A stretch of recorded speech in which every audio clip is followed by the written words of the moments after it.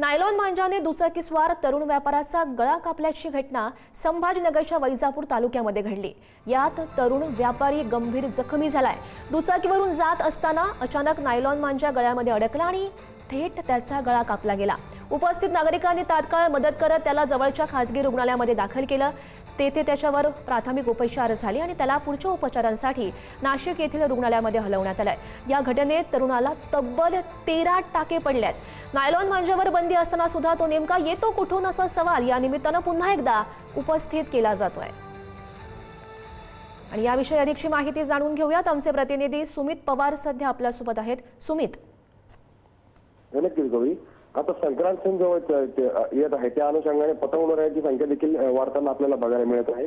मात्र अशातच बंदी असलेल्या नायलॉन मांजा विक्रीत मोठी वाढ होताना देखील बघायला मिळत आहे। त्यामुळे अनेकांचे जीव धोक्यात जाण्याचे प्रकार समोर येत आहे। अशातच वैजापूर तालुक्यात एका दुचाकीवरून जाणाऱ्या व्यक्तीचा गळ्याला नायलॉन मांजा लागला आणि अक्षरशः तो गळा कापला गेला आणि गळा कापून मोठी इजा त्या इसमाला झाली।